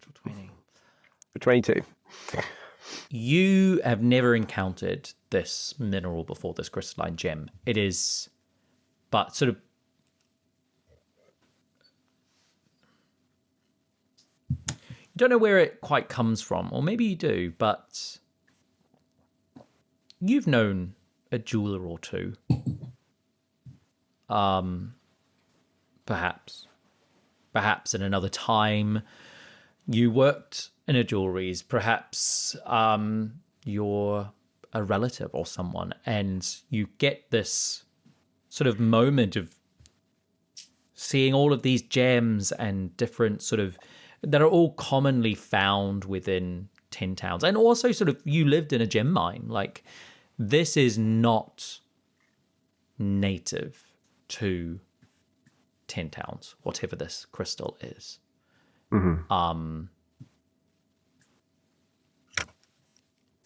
Yet you have a piece of it. Within the Book of Inner Alchemy, there are notes written about this gem and about the gem in in Icewind Dale. And Horth, Korra's son, found a shard of it out in the wilderness, out in the snow. What does the book say about? Yeah, like I'll get the book out and be doing that while these guys are, so we can read the notes as well. It's weird. The person who's talking about the gem and has got a sketch of it, the gem isn't within the Book of Inner Alchemy. The gem is within the notes, and it's sort of sketched over a page. And the notes talking about it and discussing it, but not saying what it is. But the person who wrote about it does know what it is. So it's like they've written notes to themselves going like, oh, this gemstone, everyone knows what it is. This is how, and it talks about how key and inner energy and the teachings of the way of the open hand and the kinetic force that can be made through that practices, and it's hypothesizing if that energy can be placed within these gems, within these shards. Could I have on my check figured out if the gem was responsible for his mood change or personality change even? You'd need an Arcana check or some magic to discover that. Well, yeah, could I have a go, I guess? Yeah. 18? 18. Baskia, could I get an investigation or a history check as you're going over the notes in the book? I'll do an investigation, which I have advantage on as well. So we have an 18 Arcana, and my dice are frightening me today. That was a 2. I don't know if I want to use the same one. I'm going to do it. I've got all your luck today. An 8, so that's a 9 for an investigation. I hate all my dice. Do you have advantage on investigation checks? I got a 2 and a 8. No, but do you have advantage? I do. Oh, on investigations. Perfect. Fine. Investigation and insight, I have advantage. Ah, cool. Perfect. Apologies. It's amazing. Yeah. I can't even remember why. I think it's because of who she is. I'll have a look. I want to. Just because I added it. I added it. Barnaby didn't check, so I fancy advantage on that. Yeah, no, I think it'll be still with her class, I think. Yeah. No worries at all. With you said 10, didn't you? 9, because it was an 8 plus 1. Fine. So with the Arcana check,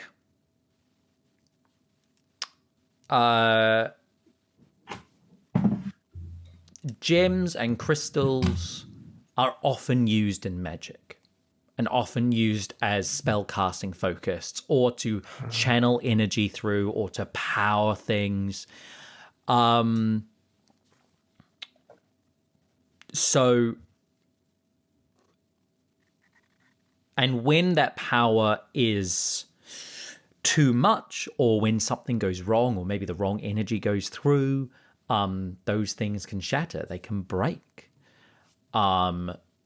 So as a hypothesis, you don't know if this is true, but there is the possibility that the wrong type of magic or the wrong type of energy or this gem was put into the wrong spell components and it was shattered, it was broken. And when you look at your piece as well, you can see it's not grown naturally like that. It has split. It has come apart. Now that you've got two, you can see maybe edges which are natural, but you can see bits where it's cut, where it's either shattered or been...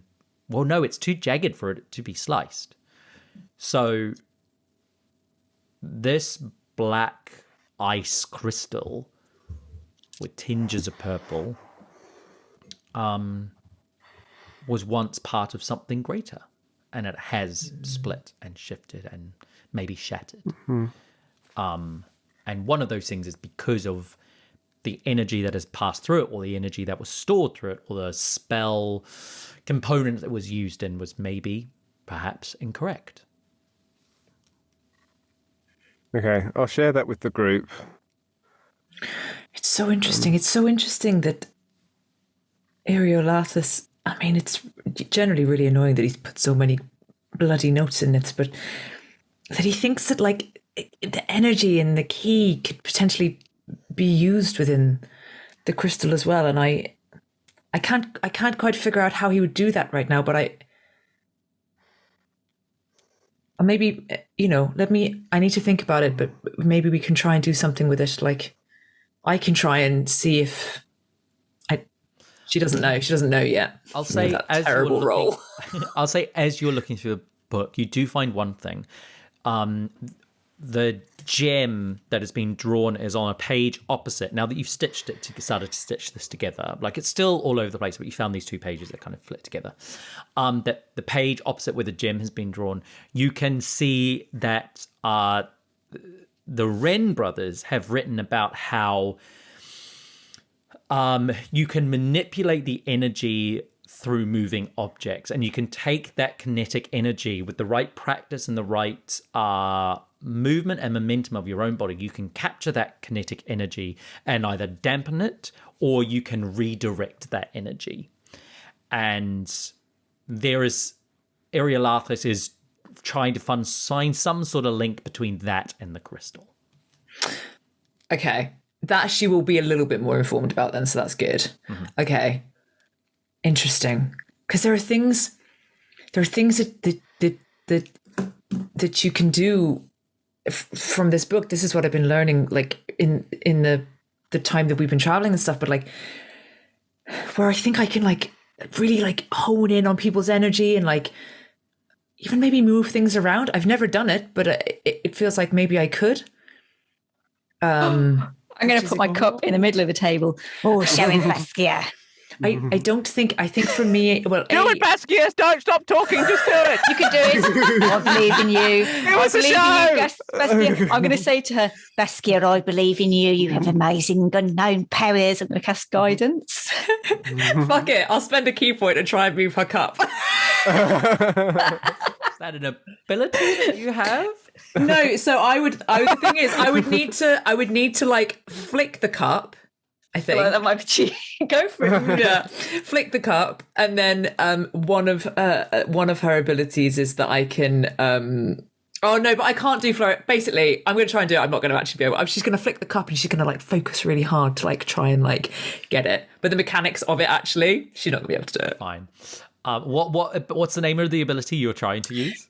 It's when I do Flurry of Blows, I can impose effects, different effects on what I'm hitting, and one of those effects would mean something would move. Mm-hmm. But she doesn't know. And the mechanics of Flurry of Blows, like, I need to hit, like, it doesn't work. But she's doing it because of peer pressure. So you're flicking it. Well, yeah, because she's the only way that she knows how to do it is via Flurry of Blows, right? Like, in terms of what she's learning, and she's trying to figure it out. So she's going to try and flick it because she's like, oh yeah, like, me, like, actively engaging with something is when I can feel its energy. She's going to try it, and then when she does it, she's going to, like, she'll be like. So hopefully it'll be like flicking a ball bearing, and it'll go, like, bust a hole through a wall or something. So I'm going to attack a cup. Barnaby is what I would like to do, please. I'm going to roll to attack a cup. It'll explode on impact. So as you reach down to flick it, roll me an attack. It's an 11 because it's 11. +6. It is a cup. You manage to flick the cup. The cup's going to make a strength saving throw. Did it beat me? It beat me. I mean, my even God. with like a -5, what's your DC? 12. 12. Yeah, you go to flick the cup. I rolled a 19 on a cup. Holy. But I will say it's very slight, but as you flick it, it moves like you expect it to move a couple of inches, probably less if you're just flicking it. But there is the sense as you flick it, it sort of rocks back and sort of almost like hovers in space and lands back on where it is. There's like this brief moment that it could have fallen over, but it didn't. Did you see it? Did you see it? This is fun. I want to also flick the cup. I just want to see if I can I want to do it with strength. Yeah, roll me an athletics check. Could I have also just telepathically said to Granny Topes, did that count? 17. Yeah, you flick the cup and you flick it off the table. I want it to. Wait, no. Can it like would that be enough strength to like send it flying across the room? I don't think if you're flicking it, I think you flick it, it goes off the table and it goes like a decent far away. Like it doesn't fly across the room. But Okay, I'm going to work on this. I'm going to work on my cup flicking skill. Before we leave Bremen, I don't want a single cup left in this place.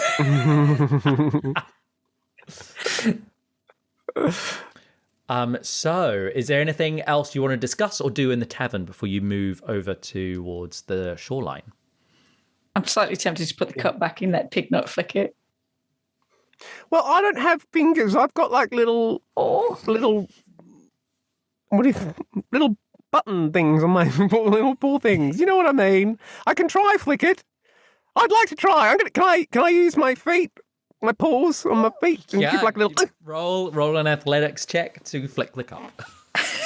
Athletics. Come on. 2. I don't know.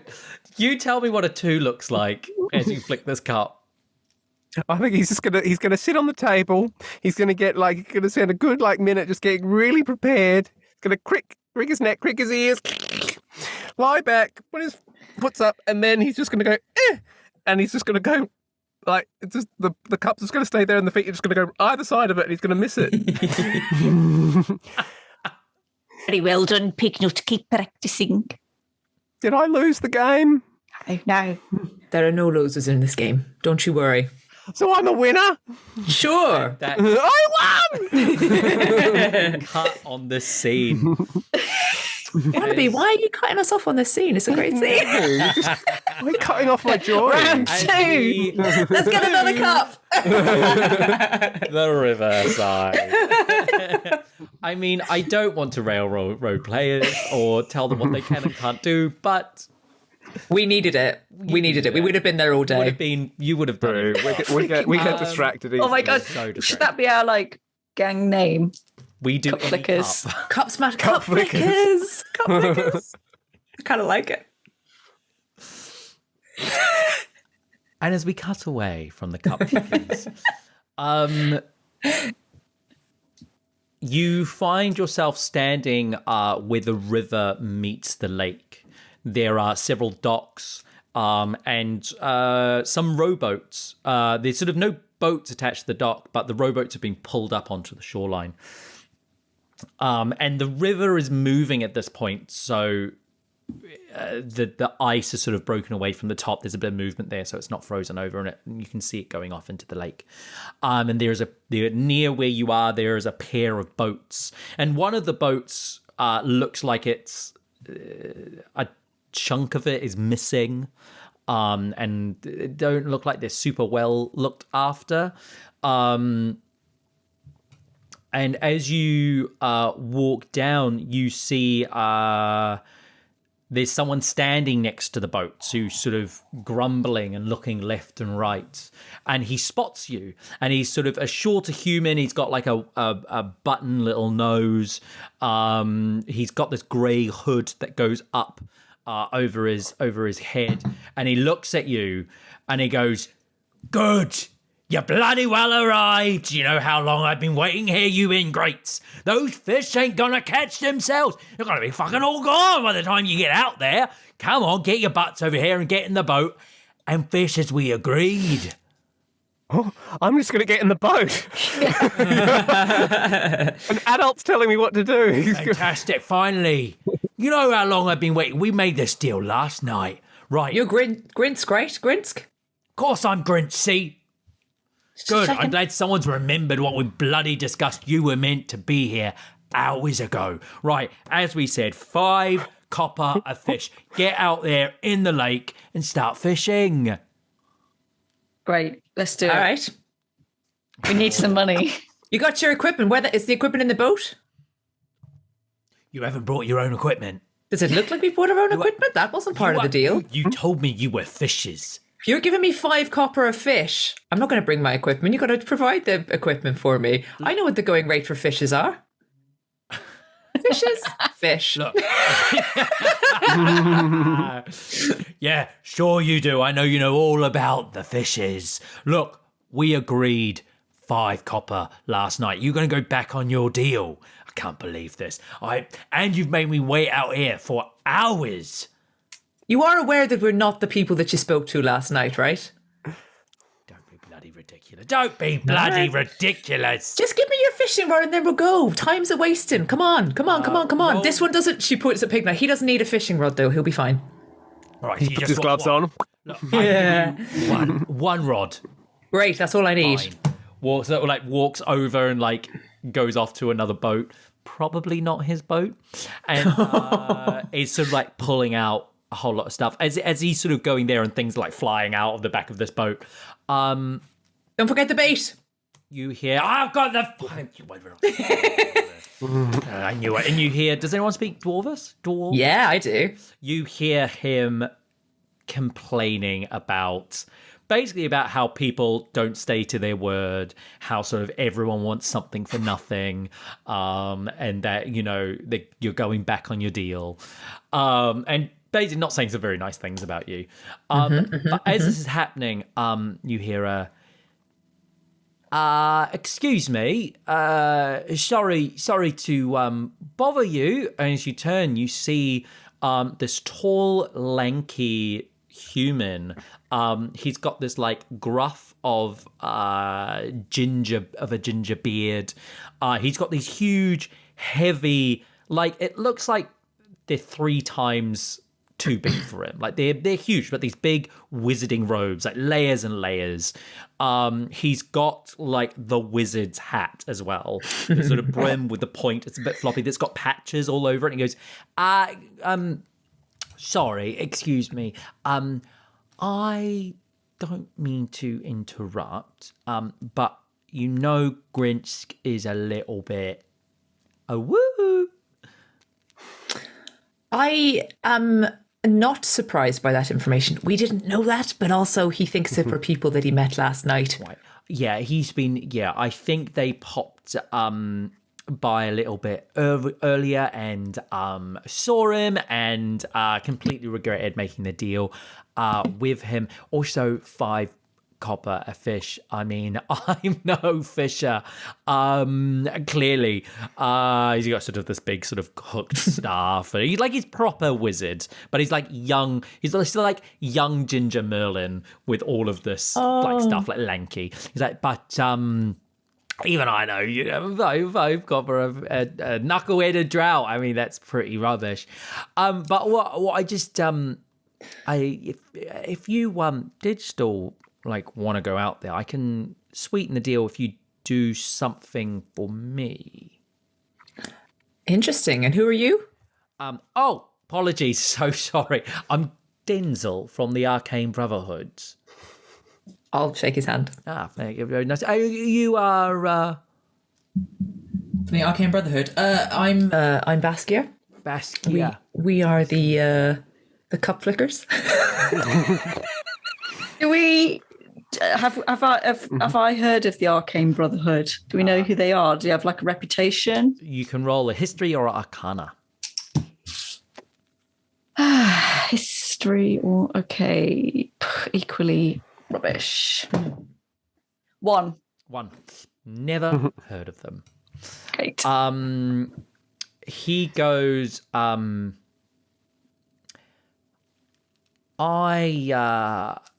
I have heard tales of some sort of, people are calling it a sea monster out in the lake, and it's been causing a little bit of havoc. It's been taking down boats. It's been causing the people of Bremen quite a bit of distress. Now, I'm quite interested in anything you can find out about the sea monster, because I don't believe it is a sea monster. I believe it may be something else. Because sea monsters, I mean, this is a lake, not a sea. So if you would go out, and he pulls out like a blank little leather notebook and just jot down any findings, any research notes you find out about it. Even if you're just observing the creature, I've got some funds. I'm happy to pay for this research. I'm going to yoink the book, and I want to ask, and what do you know of this monster? Well, I know it's been eating a lot of boats, and I think a couple of people may have drowned, but look, they were fishermen and women, and you are, well, you look like you're a bit more hardy than that. Look like and does it? Sorry. Could handle a sea monster. And does it eat the boats or the people? We have found broken boats. Well, the people of Bremen has found broken boats and frozen people. Then clearly it is a waterborne woodworm. Well, that's what I'd like you to A find termite. out. It is a waterborne termite. A termite wearing a snorkel. I'm going to sketch that in the book. Can I just also flick around? Are there any other notes in the book? No, just a quick glance. He's given you a blank book. Interesting. How much are you offering to pay for this research? How does 50 gold pieces and I've got a spell scroll of speak with animals. 50 gold pieces each and a spell scroll about speak with animals. I didn't say each. Oh no, but I did. I know you did, but that's tripling what I'm offering. So what about 60? I'm just thinking we got to split this 3 ways. You got to make it worth our while. And also, we might not come back, and so, it seems like everyone who goes out there seems to die. Yeah, but they're all fishermen and women. You're some type of adventurers, heroes. I mean, look at you. Yeah, we're cup flickers. No, maybe I should ask someone else. Sorry, right. Are you sort of like a band of adventuring bartenders? Mixologists? Jury's out, Well, really. I'll have you know, the other day we killed a big brain with a beak and tentacles. A Back in grell? Tourmaline. You killed a grell. I definitely have asked the right people for the job. All right, so 60 gold pieces, come on. roll me a persuasion check with advantage. I am so good at those. With advantage, thanks. That was a 4. You guys, what's happening? What is happening? Advantage. Oh. No. That's a 5. Wow. Dice jail. I don't know what's happening, but it's all my dice. Persuasion, Yeah. 4. Stop playing. Just stop playing. I should just leave. I'll go. I'll be back for the next session. I'm All so right. sorry. Every single dice. What Have am I you going used to the do? blue and orange? I haven't used the blue and orange. I'm going to do that next time. Use the blue and orange. Okay. How about this? How about I give you 50 gold pieces, but as a gesture of goodwill, I'll give you the spell scroll now. Ooh. All right. That sounds great. And he'll pass you over a spell scroll of speak with animals. Oh, okay. And is that all you know? Just, I want to set us up for success here, right? Like, what's the situation? Is there literally no one's come back to be able to give any more information? Literally, people have gone out on boats like this one, and then you've just found the remains afterwards. People have gone out. The few that have come back. I mean, so you see that boat there, don't get in the second boat, because I think I'm hypothesizing that the bit missing from the boat maybe a bite mark, not a not. Here's a question. Yes. Here's a question for you, Denzel. The people that you found who have passed on, did they have any injuries, or did you think they just sort of froze to death? No, it looks like they fell in the lake and froze to death and then washed up. Interesting. Very interesting. Termite in a snorkel. It does seem like people. it. I think it's just eating boats. And that is a very odd thing for a sea monster to do. Right. Let's go. All right, well, I will. And then you hear, right, I've got you a fucking rod for a fishing.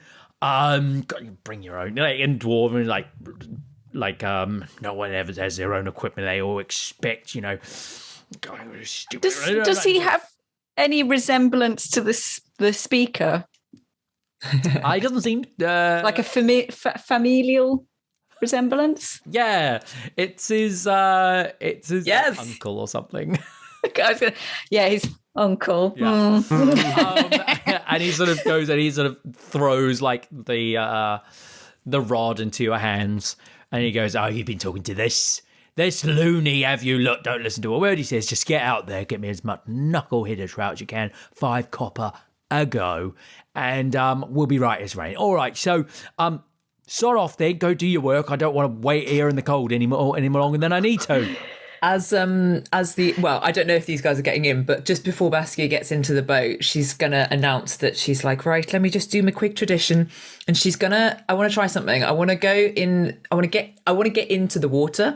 Like, I want to get into the water, and I want to see whether the fact that I now can't really, like, cold doesn't really affect me. I'm sure I can feel it, but it doesn't really affect me. Does that also translate to the coldness of the water as well? So, like, being in the water, is it the same situation? Like, I'm a little bit protected from those effects? You are, yes. Phenomenal. So should you for any reason be submerged or need, because generally if you were in this kind of cold water mechanically, if you're there for any sort of long period of time, you'd probably have to make constitution checks. Makes sense. You will be able to last longer before you need to make those constitution checks, and you would roll them with advantage. Fabulous. Cool. And then I'll get into the boat. Right. And as you all pile into the boat and you push off into the water and into the lake, I need someone to roll a d20 for me. Not me, Jesus. Maybe it should be you. You got dice, Maybe but we need we've it to all be bigged low. up now. Yeah. Use that orange. Yeah, use orange and blue. When the on. wizard is out, Am I doing it? Yeah, go for it. Redeem yourself. When the wizard is out of sight, I'm just going to throw the book in the lake. We don't need that. Come on. I'm more of a verbal historian. We're not going to use it. You're so right. Yeah. Okay, who's taking the spell scroll, by the way? Not me, because I've got that spell. Oh, cool. What is it? Speak with animals. Mm-hmm. As a cleric, just sorry to ask the Barnaby in the middle of play, because I haven't played a cleric for a while. Can I learn a spell scroll like a wizard could? No. So you can only prepare what's on the cleric spell list. Okay, then you could use it, couldn't you, Baskia? Mm-hmm. Why don't you keep it? In rules as written, it is you can only use a spell scroll if it's on your class spell list. It's the only time you can use it. However, I play it that anyone can use any spell scroll. I love that. Yeah. It makes You sense use as it. well. Makes more sense. Yeah. Yeah, you have it, Baskia. Okay. Yeah. I'll scroll that away. Here we go, team. Here we go. This is Come the one. on. You got this. I'm not shitting you. It's a 4. I don't know what's happening. He's just probably picking a way for us to die. Don't worry about it. That was another 4 on a different dice. I mean, I'm just rolling for shits and giggles now. As you push 7 off into the lake, it is quiet. It's a middle-ish, early afternoon. It is quiet. And an hour goes by. No noise. No nothing. Just water lapping at the edge of the boat. You do notice with the ebbs and flows and with the ice that's floating on the surface, because a lot of it is just cracked floating ice, the boat starts to become surrounded by platforms of frozen ice. So you started sort of being surrounded by that. Can I get another D20, please? As it's quiet, Thank you. shall I break out the shawm? Yeah. Yeah. 11.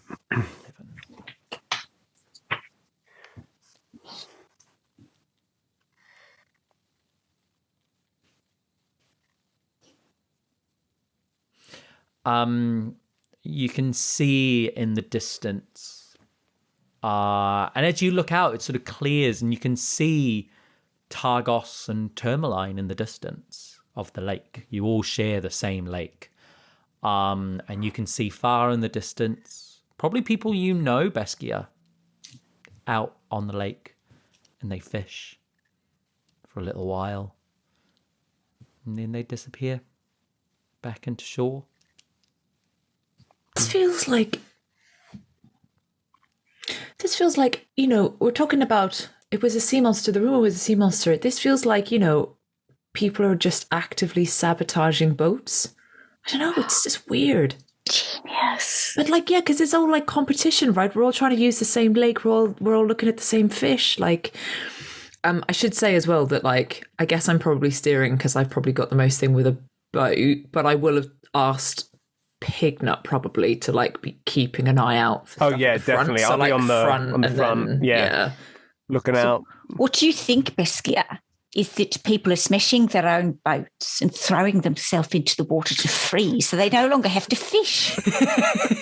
That actually wasn't what I was thinking. That's bleak. It's bleak. Good. It could be. I mean, things are hard. No, I'm wondering if there's anything that people are I don't know, making the boats less able to deal with the cold or something. So then people are going out on them and then it's all just disintegrating and then they're freezing to death because it is so cold.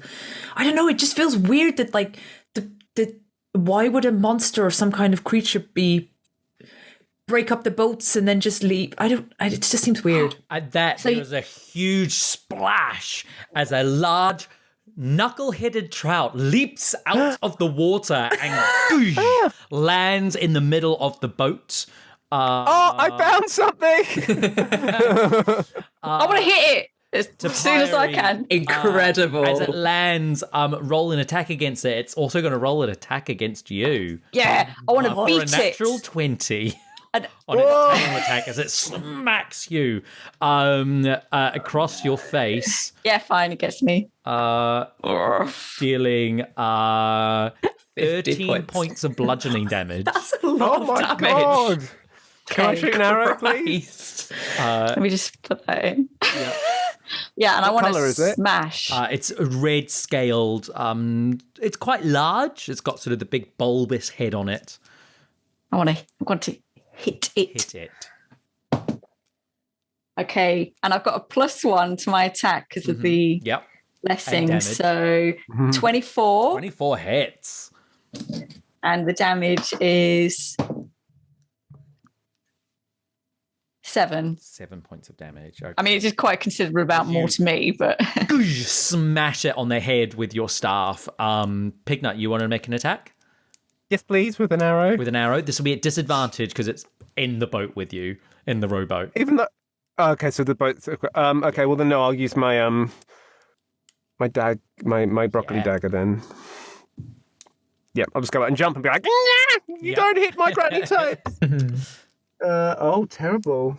9. 9 misses as it sort of flops around and rocks the boat, and you have to spend a moment to stable yourself without you sort of forego your attack to stop yourself falling off the boat.